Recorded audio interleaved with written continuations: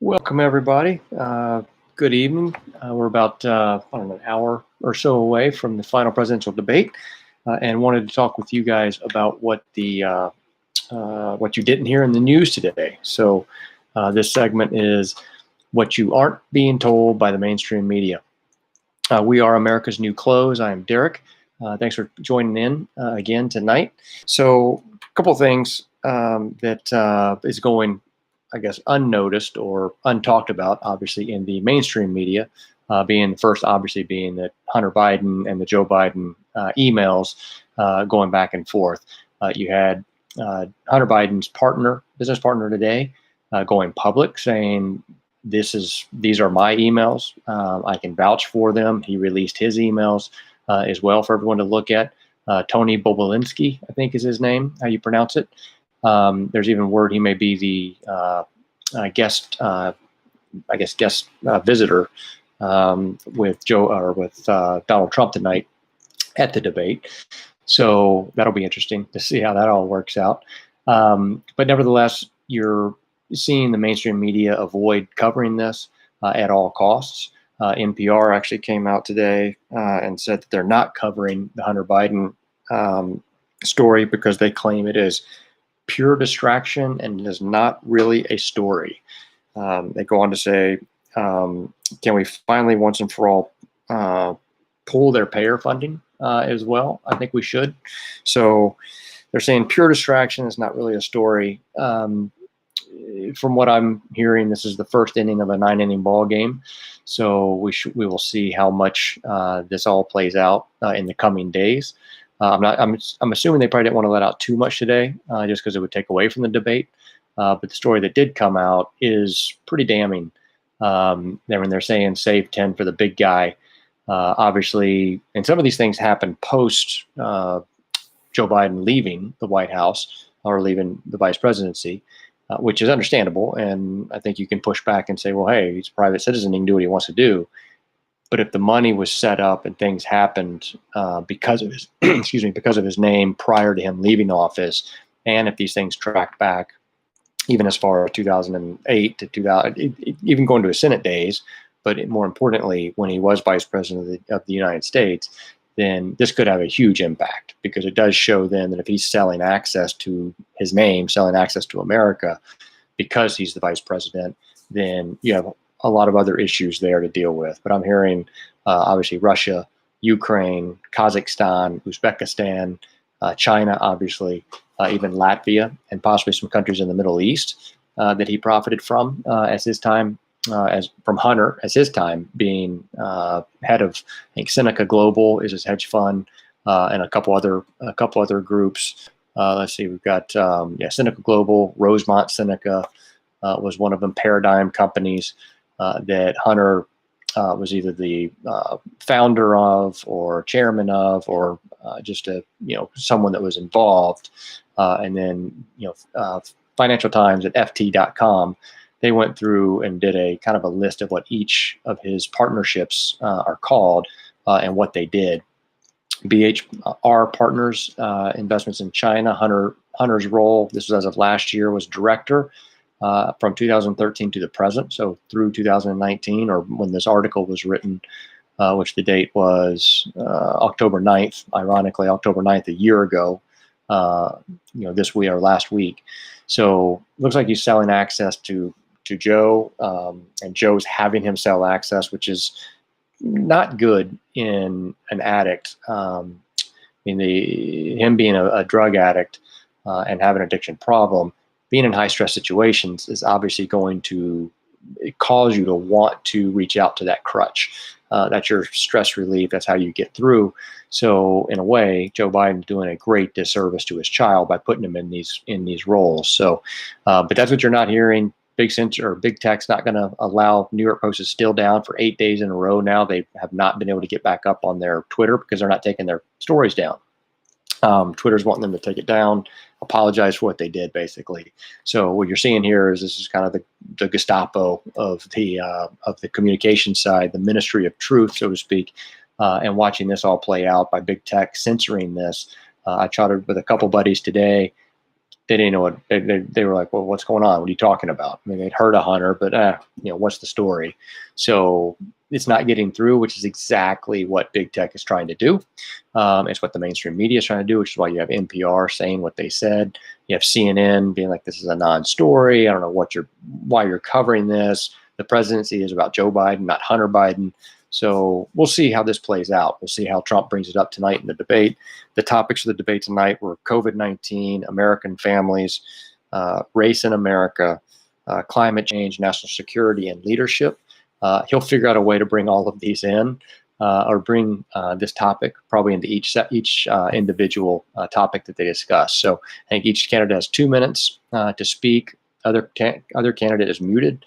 Then the other candidate has 2 minutes to respond while the other candidate is muted. We'll see how that plays out, especially if they then allow the back and forth. So their story here is the gaps in the polls. So the polls do seem to be closing now for those of you who do focus on national polls, which is a snapshot in time, obviously. And they can be a decent indicator. They were a horrible dictator of what the results were going to be in 2016 or what they played out being. But the most accurate was Trafalgar Group, which is a polling group they just focus on, or not just, but they mainly focus on the battleground states. So as of, I think, the 19th, most of these were either October 16th or the 19th, a couple I see on the 14th. But Wisconsin has Biden leading by 1.4. Michigan had Trump up about a half a point.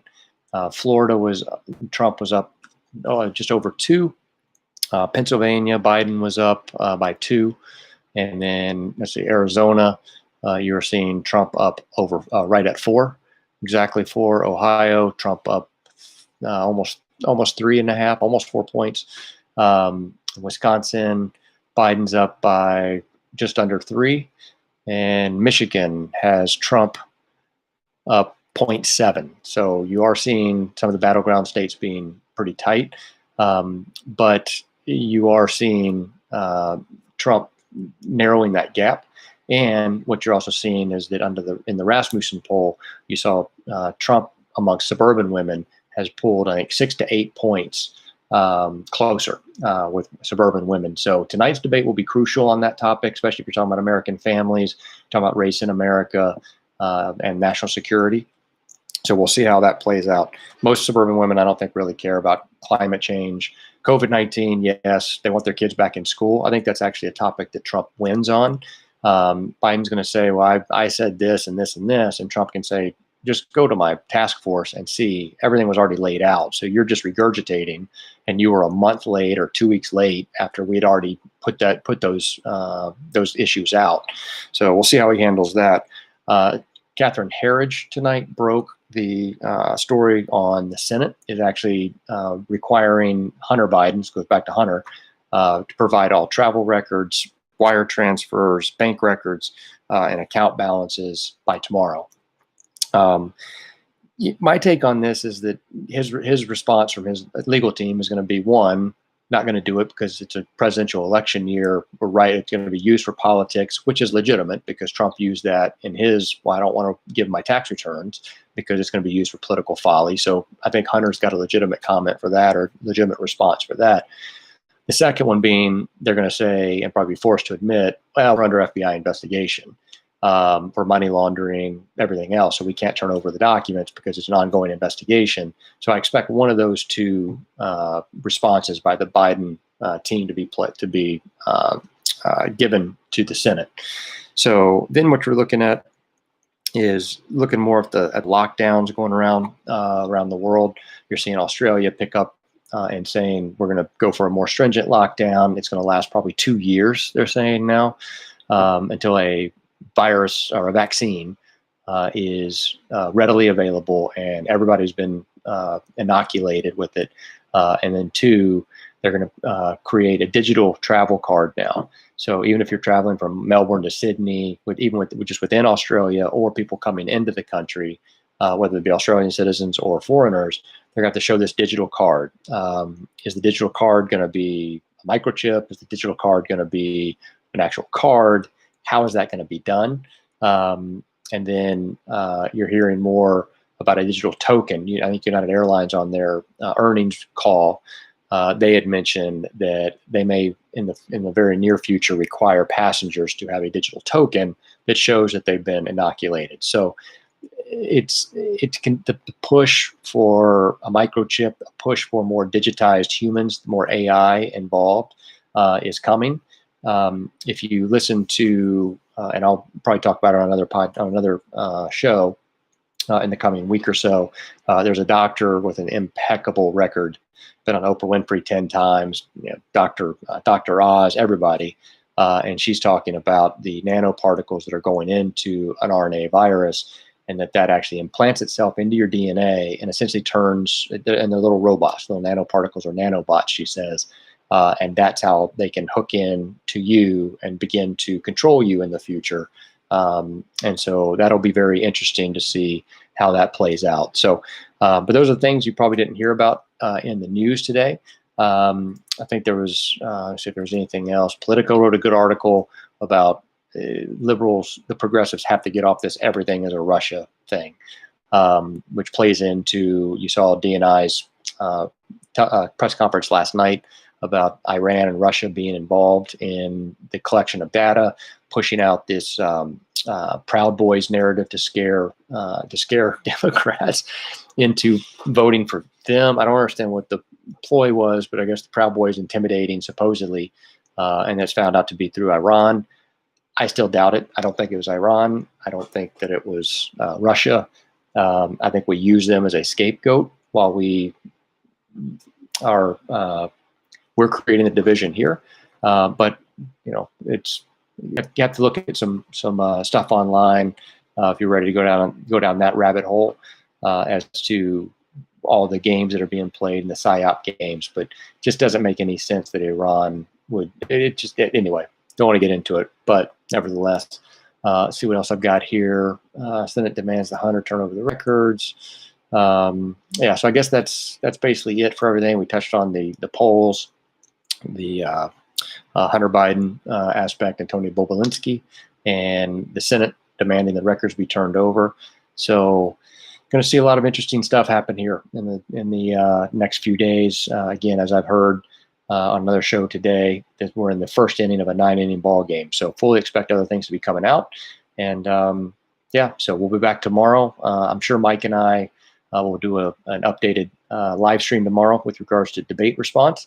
So look for us there. Again, follow us on America's New Clothes on Twitter, on Facebook, Instagram, obviously on YouTube as well. Like our page, share it if you're informed and like the content. Feel free to make comments on our pages as well with regards to the topics that you may want to be informed on, or maybe just want to have a further discussion on as well. So thanks for tuning in, and have a good evening. We'll talk to you.